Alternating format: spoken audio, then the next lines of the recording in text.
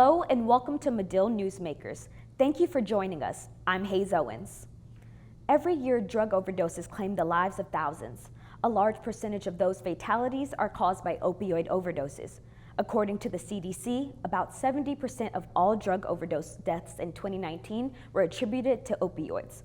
Lockdown orders were in place due to the COVID-19 outbreak, and during that time, the number of opioid overdoses in Chicago rose by 20%. Emergency room physicians' #1 priority is patient care, and sometimes that means managing overdoses. Hear from ER Dr. Mumbolo Kakoyi as she addresses ER patient care and overdose procedures. To be honest, I probably see an overdose every shift or every other shift. In the Chicago area, it's pretty rampant. Opiates are usually the more likely to result in what we call respiratory depression, where people stop breathing, and that's when we see them.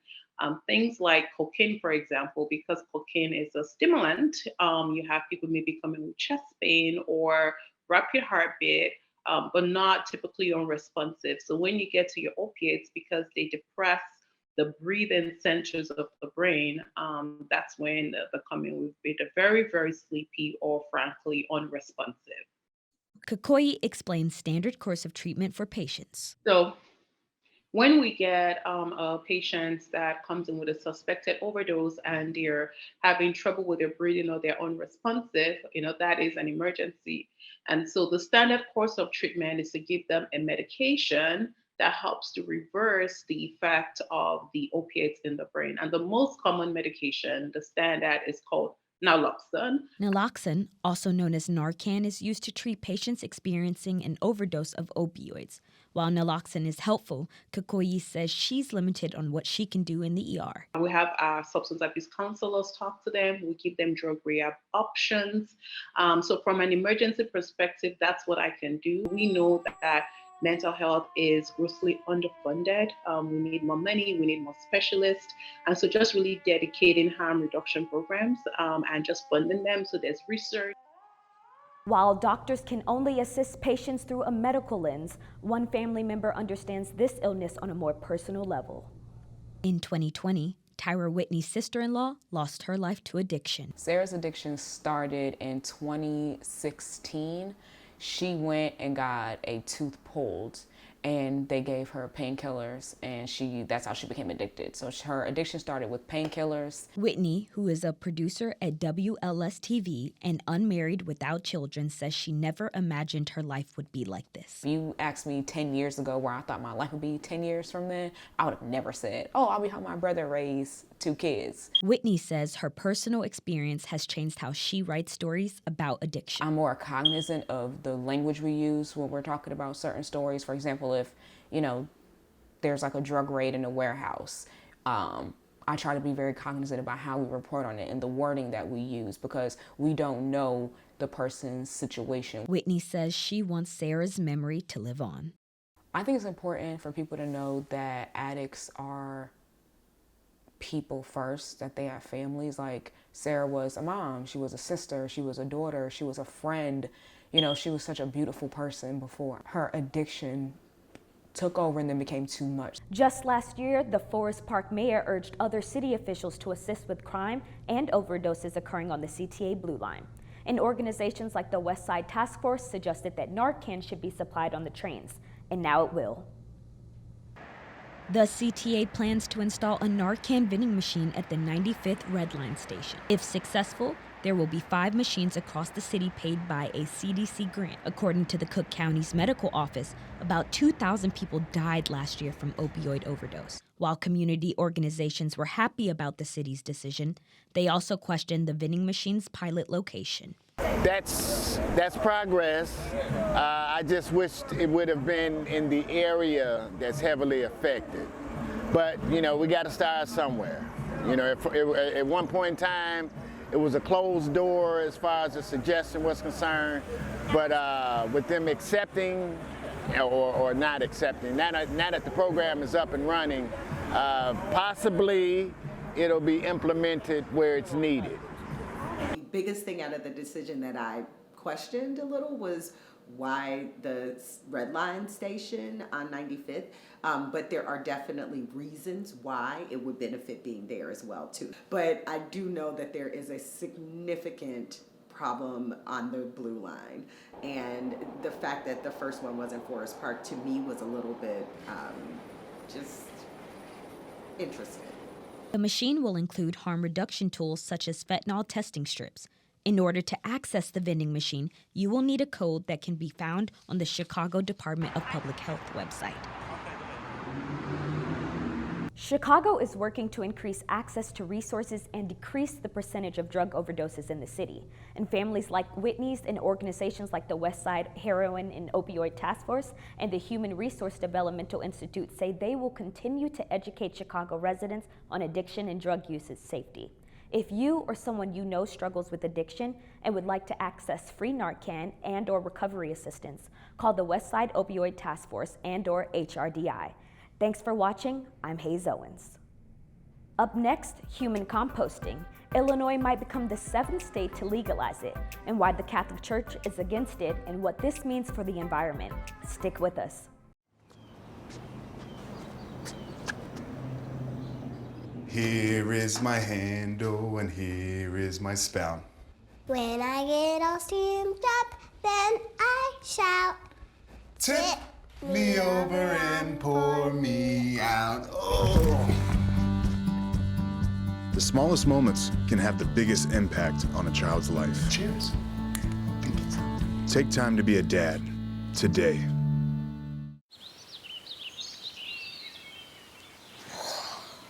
Oh, look, a redhead. Staring contest!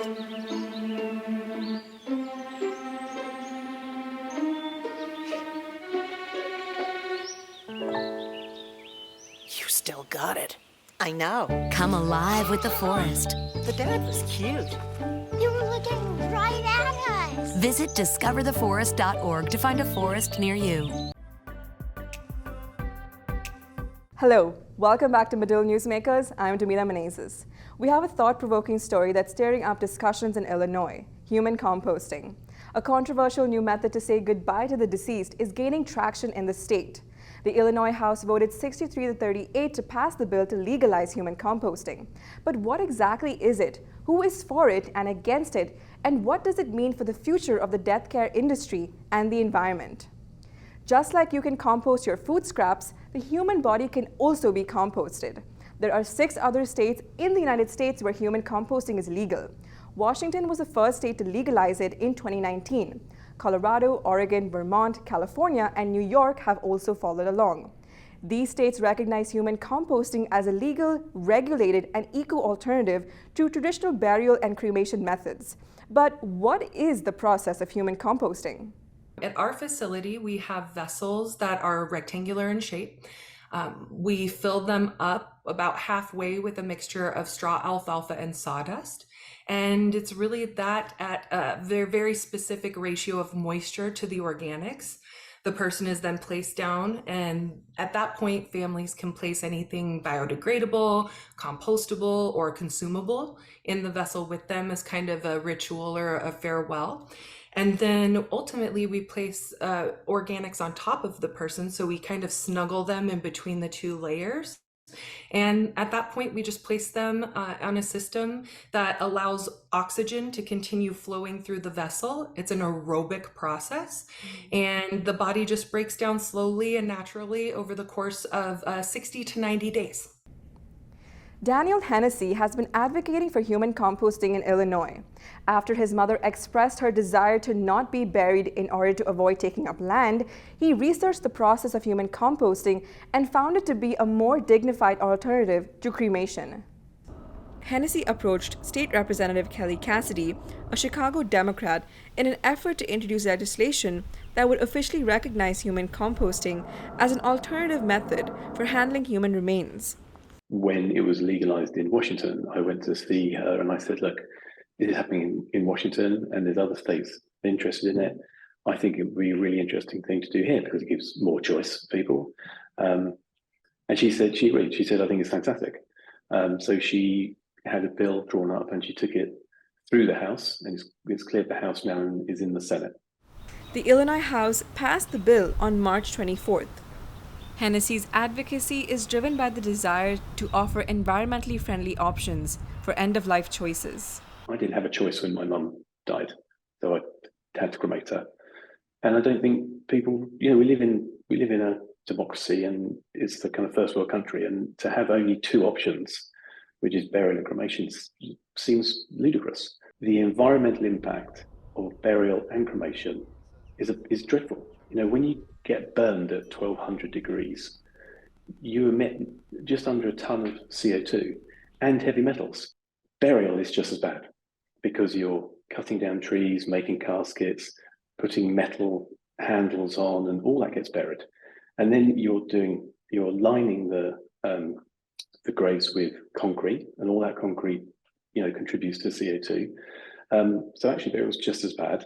And also, people are pumping carcinogenic chemicals into bodies, formaldehyde, to try and make them look nice when you lay people out. And all that stuff is bad. All that stuff is, that leaches into the soil, so it pollutes the soil. Return Home, a human composting company in Washington state, has experienced a boom in business as more states legalize it. But there is opposition from the Catholic Church. Right off the bat, if you think about sustainability while you're alive, it's something you should think about for your end-of-life plans as well. But what I've noticed more than anything, and kind of the reason why I prefer the service, is because it's so gentle. Embalming, I'm an embalmer, it can be a little bit invasive. And then, of course, cremation is just a very quick process. And a lot of people don't like the idea of being embalmed or, ultimately incinerated. And so this option gives them peace of mind because it's just a gentle conversion into letting nature doing what it does naturally. Catholic experts argue this process degrades the dignity of the person's body because it scatters and separates the remains. The human body must be treated with respect in burial, and therefore it must remain together intact when burying. So the church prefers burial over cremation. It allows cremation, but on the grounds that the remains of the cremated stay together. They cannot be scattered or separated in any way. To those who oppose and think that we're dividing or separating, this is actually the only disposition where we don't separate anything at all. Embalming, which is specific to a lot of those groups, actually separates the blood from the body. The Bible says, you are dust, and to dust you shall return.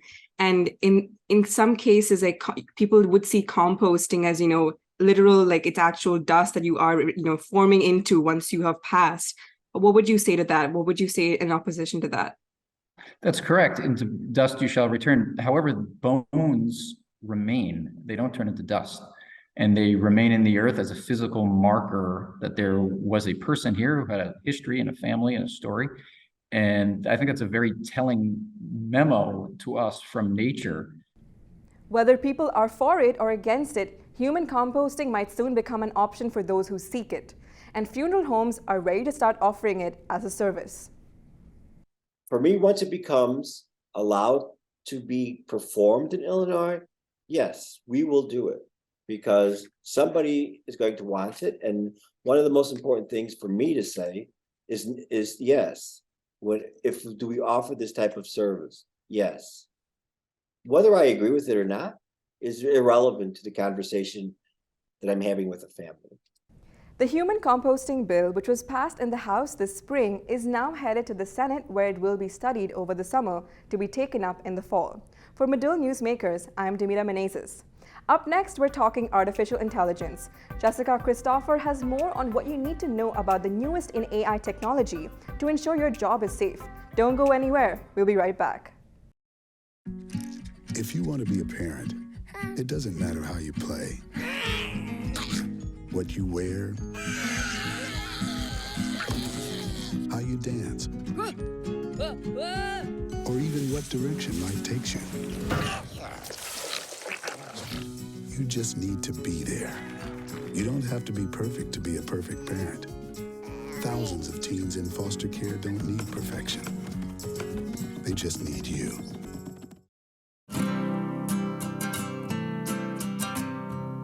Every day across America, excess food is gathered by a network of good people at local food banks, giving hope to millions of children who struggle with hunger. They've earned their wings, and you can too. Together, we can solve child hunger. Support Feeding America and your local food bank at feedingamerica.org.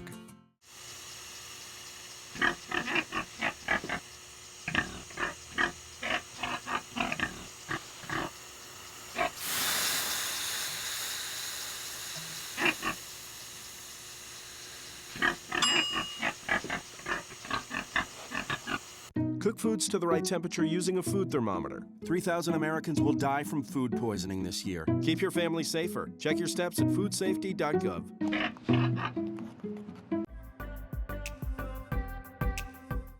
Hello, welcome back to Medill Newsmakers. I'm Jessica Christopher. We're now taking a closer look at AI technologies. While artificial intelligence has been around for decades, in recent years, AI has become an inseparable part of many workforces. One new platform, ChatGPT, has the internet buzzing. The platform officially launched in November of 2022.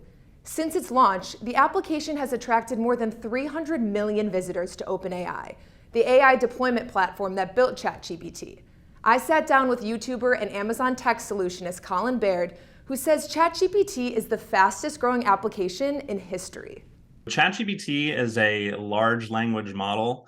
GPT stands for Generative Pre-trained Transformer. What ChatGPT is intended to do is provide an interface, a chat interface that can provide text summarization or really generating contextually relevant responses based on user inputs. In the case of ChatGPT and large language models, is large amounts of text, maybe from web pages, maybe from literature, are fed into these systems, and then you have humans validating what it is that that system is learning and training it to engage with people in a conversational manner. The app is user-friendly, inviting workers from a variety of professions to put ChatGPT to use. This large language model, or LLM, feeds text data into its algorithm to assist with assorted tasks throughout the workday. Some of the potential applications that we've seen, text summarization. So you feed in a report, maybe it's a new study, maybe you feed in a book or some subset of literature that you wanted to summarize, or maybe it's even meeting transcripts. It can also be used for information search. So you might have seen people mention how it's a potential competitor to Google search. And then, some other cases that are commonly being applied is coding. So code completion, code generation, or even testing. And then you have things like writing. Some people are using it to write blog posts. And then finally, maybe ideation. So you might have a business owner who's trying to figure out a go-to-market plan, and they're using ChatGPT to help them generate certain ideas. With so many potential applications, there's a growing fear that AI programs like ChatGPT could disrupt the job market. So, is AI coming for your job? First and foremost, job loss from the advancement of technology is not inherently new. These are fears that we commonly have, and not to say that they're ill-founded, because I think there is merit to the tendency to be weary of things that we're not deeply familiar with. With that said, though, I think that this is one of the occasions where there is definitely merit to some of these concerns. With that said, there's a couple different things to kind of consider here. Is the level of AI being one of them. So right now, ChatGPT is almost magical in the way that it responds to prompts, and that's why it's gone viral. But at the same time, going back to prompt engineering, you still need a human to direct that AI to make sure that it is actually producing valuable output. So right now, with current AI systems, you still very much need a human to kind of to perform that logic and reasoning to direct these systems. Many experts agree that AI won't replace humans entirely anytime soon. However, as Baird said, as AI becomes more widely accessible, companies will invest in these technologies as a tool for their employees to increase productivity levels. Productivity is the goal for account executive Jared Prince, who works for Salesforce, a software company that keeps track of corporate clients. At Salesforce, the use of AI apps like ChatGPT is now a standard part of the company's culture. I think humans are always going to be a necessity at some point, right? But I think there's ways that we can optimize jobs differently and use people as a resource in different areas that we're not using right now. So I think the AI and ChatGPT and all those new technology that's coming out, I think we have to use it as a tool at our disposal and find ways that it's more of a benefit, not a replacement of humans, right? I think you can always utilize the software in the best way possible, but I think being able to use it in a way that's impacting positive rather than negative, I think most people will always get behind that. In March, Salesforce announced the launch of its new AI platform, Einstein GPT. They say this new ChatGPT app for Slack will integrate OpenAI's technology to provide instant conversation summaries, research tools, and writing assistance. In a press release, the company says, with Einstein GPT, Salesforce will transform every customer experience with generative AI. They're always trying to be on the cutting edge of technology. Salesforce is a global company, very similar to like Google. So they're always wanting to be on that cutting edge of technology. And I think they want their employees to also be on the cutting edge of technology, right? Us being the ones who can use it, and then we can advocate to our customers that, someone who uses Salesforce, they have the option now to use Einstein GPT, and then we can advocate to our customers saying, hey, we use this in our day-to-day. It helps us with X, Y, Z. This can only benefit your company, your employees. So almost like us being the advocates for the AI, for the technology to our own customers, right? So if you're using it and you like it, your customers are probably going to want to use it, right? That kind of stuff. So in Baird's YouTube video, 8 AI predictions from OpenAI CEO Sam Altman, it is clear that as AI technologies gain more popularity, companies will have to implement AI training programs to compete. This story comes on the heels of Altman's appearance before Congress in May. There, Altman said AI technology has the potential to go wrong, but with proper regulations, it also has the potential to streamline workplace productivity. For Medill Newsmakers, I'm Jessica Christopher. Thanks so much for watching. Up next, learn how to play the fastest growing sport in America. Find out the history, rules, and how it's impacting Chicago after the break. A boy born in Joplin, Missouri was fascinated by anything with wheels and a motor. The odds of him winning both the Daytona 500 and the Brickyard 400 in the same year? 1 in 195 million. The odds of a child being diagnosed with autism? 1 in 68. I'm Jamie McMurray, and my niece has autism. Learn more at autismspeaks.org/signs. Welcome back to Medill Newsmakers. I'm Abby Buston. One of the fastest growing sports in America is expanding in Chicago. By 2025, Chicago's pickleball players will have 50 new courts to play on. Now, you might be asking, what is pickleball? And why are so many people playing this sport? Well, let me explain. It all started in 1965 when U.S. House of Representative Joel Pritchard, businessman Bill Bell, and handyman Barney McCallum were looking for a game the whole family could play. They had an old badminton court, some ping pong paddles, and a wiffle-like ball.